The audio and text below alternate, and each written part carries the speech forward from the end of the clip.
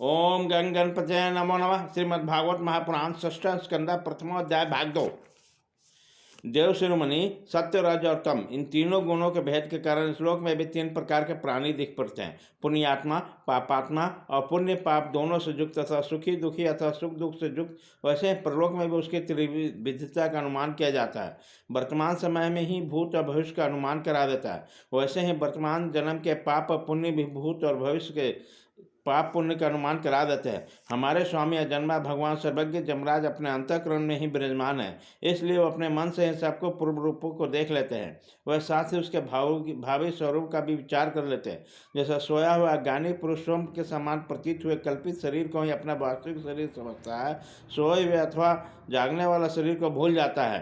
जैसे ही जीव अपने पूर्व जन्म की याद को भूल जाता है और वर्तमान शरीर के सिवा और पिछले शरीर के संबंधों में कुछ भी नहीं जानता। सिद्ध पुरुषों, जीव शरीर में 5 कर्मेंद्रिय से लेना देना, चलना फिरना आदि काम करता है। 5 ज्ञानेन्द्रिया से रवपुरा से 5 विषय का अनुभव करता है। 16वें मन के साथ 17वां स्वयं मिलकर ही अकेले ही मन ज्ञानेन्द्रिया और कर्मेंद्रिया तीनों विषयों को भोगता है। जीव का यह 16 कला सत्व आदि 3 गुणों वाला लिंग शरीर अनादि है।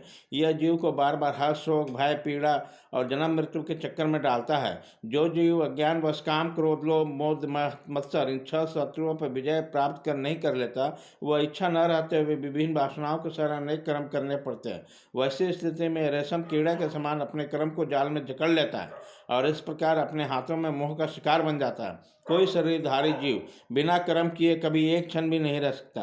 प्रत्येक प्राणी के स्वाभाविक गुण बलपूर्वक विवश करके उसके कर्म कराते हैं। जीव अपने पूर्व जन्म के पाप पुण्यमय संस्कारों के अनुसार सूक्ष्म और असल शरीर प्राप्त करता है। उसकी स्वाभाविक और प्रबल वासनाएं कभी कभी उसके माता जैसा बना देती है, कभी कभी पिता के जैसा पुरुष रूप। प्रकृति का संसर्ग होने से पुरुष अपने आप को वास्तविक स्वरूप के विपरीत लिंग शरीर मान बैठा है।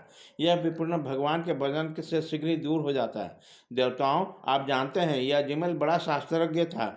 शील, सदाचार और सद्गुणों का तो खजाना था।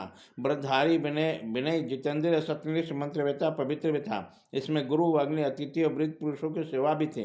अहंकार तो इसमें था ही नहीं। यह समस्त प्राणियों का हित चाहता, उपकार करता, आवश्यकता के अनुसार बोलता, किसी का गुण दोष नहीं ढूंढता था। एक दिन यह ब्राह्मण अपने पिता के आदेशानुसार वन में गया। वहां से फल फूल, समिधा तथा कुश लेकर घर लौटा। लौटते समय इसने देखा कि एक भ्रष्ट शूद्र जो बहुत कामी और निर्लज है, शराब पीकर किसी वैश्या के साथ विहार कर रहा है। वैश्या भी शराब पीकर मतवाली हो रही है। नशे के कारण उसकी आंखें नाच रही है। वह अर्धनग्न अवस्था में है। वह शूद्र उस वैश्या के साथ कभी गाता, कभी हंसता, कभी तरह तरह की चेष्टाएं करके उसे प्रसन्न करता। निष्पाप पुरुषों, शूद्र की भुजाओं में अंगार आदि कामोदेव वस्तुएं लगी रहती है और उसमें उल्टा का आलिंगन कर रहा था। अंजमिल उन अवस्था में देखकर सहसा मोहित और काम के वश में हो गया। यद्यपि अजमिल ने अपने धैर्य और ज्ञान के अनुसार अपने काम वेग को विचलित मन को रोकने के बहुत सी चेष्टाएं की, परंतु पूरी शक्ति लगा देने पर वो मन को रोकने में असमर्थ रहा। उस वैश्या को निमित्त बनाकर काम पिचास ने अजमिल के मन को ग्रस लिया। उसके सदाचार और शास्त्र संबंधी चेतना नष्ट हो गई। अब वो मन ही मन उसी वैश्या को चिंतन करने लगा और अपने धर्म से विमुख हो गया। अंजमिल सुंदर सुंदर वस्त्र, आभूषण आदि वस्तुएं जिससे प्रसन्न होती ले आता, यहाँ तक कि उसने अपने पिता की सारी संपत्ति देकर भी उस उल्टा को रिझाया। यह ब्राह्मण उसी प्रकार की चेष्टा करता है जिससे वह वैश्या प्रसन्न हो। इस स्वच्छंदधारी कुल्टा के तिरछे चितवन ने उसके मन को ऐसा लुभा लिया, इससे अपनी कुलीन, नवजीती और विवाहिता पत्नी तो को परित्याग कर दिया। इसमें पाप की भी भला कोई सीमा है। वह कुबुद्धि न्याय से अन्याय से जैसे भी जहाँ धन मिलता वहीं से उठा लाता और वैश्या को बड़े कुटुंब में पालन करने में यह व्यस्त रहता। उस पापी ने शास्त्र आज्ञा के उल्लंघन करके स्वच्छत आचरण किया।